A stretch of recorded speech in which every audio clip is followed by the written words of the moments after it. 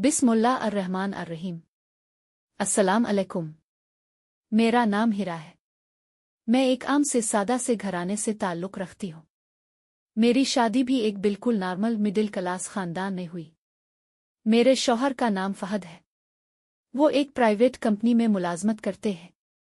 फ़हद निहायत संजीदा, कमगो और अपने काम से काम रखने वाले इंसान हैं।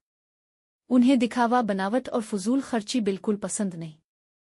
हमारी शादी को 6 साल हो चुके थे। अल्लाह ने हमें एक बेटी से नवाजा था जो अब 5 साल की हो चुकी थी। जिंदगी एक खास रूटीन में चल रही थी। सुबह फ़हद का दफ्तर जाना, मेरा घर संभालना, बच्ची की देखभाल, फिर शाम को वो वापस आते और हम साथ चाय पीते। फ़हद अपनी पूरी तनख्वाह मेरे हाथ में दे देते और कहते, तुम बेहतर जानती हो घर कैसे चिल्लाना है। मुझे इस बात पर कभी कोई शिकायत नहीं थी। वो जिम्मेदार थे, ख्याल रखने वाले थे, मगर एक कमी जरूर महसूस होती थी। वो कभी जज्बात का इजहार नहीं करते थे। ना कोई सरप्राइज, ना कोई तोहफा, ना कभी ये कहना कि तुम अच्छी लग रही हो। मैं जब कभी हल्के से कहती कि फ़हद कभी मेरे लिए भी कुछ ले आया करो, तो वो मुस्करा कर कहते, हिरा मुझे ये सब चीजें आती ही नहीं, तुम्हें जो चाहिए खुद ले लिया करो। दिल तो मेरा भी चाहता था ना कि कभी वो भी बगैर कहे कुछ खास करे, मगर मैंने कभी ज्यादा इसरार नहीं किया। एक दिन मैं काफी दिनों बाद मार्केट गई। घरेलू सामान लेना था, इसलिए जरा देर हो गई।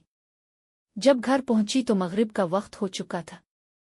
मैं थकी हुई थी, मगर सोचा जल्दी से चाय बना लूंगी। जैसे ही कमरे में गई, मेरी नजर मेज पर पड़ी तो मैं वहीं रुक गई।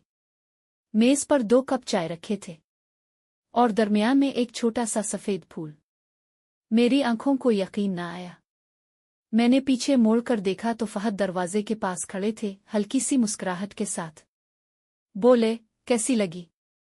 मेरे आंसू बे-इख्तियार निकल आए। मैं कुछ बोल ही ना सकी। 6 साल में पहली बार उन्होंने खुद चाय बनाई थी। वो बोले, आज दफ्तर में किसी ने कहा कि खुशी बड़ी चीजों से नहीं, छूटी तवज्जो से मिलती है। तो मैंने सोचा, क्यों ना आजमा कर देखो। हम दोनों ने खामोशी से चाय पी। वो फूल उन्होंने मेरे हाथ में दिया तो मुझे यूं लगा जैसे मुझे दुनिया की सबसे कीमती चीज मिल गई हो। इस दिन मुझे ये एहसास हुआ कि मोहब्बत का इजहार महंगे तोहफों से नहीं होता। कभी एक कप चाय, कभी एक फूल, कभी चंद लफ्ज भी किसी औरत के दिल को भर देते हैं। मेरी सब शोहरों से यही गुजारिश है कि इस मसरूफ जिंदगी में अपनी घरेलू बीवियों के लिए चंद लम्हे जरूर निकालें।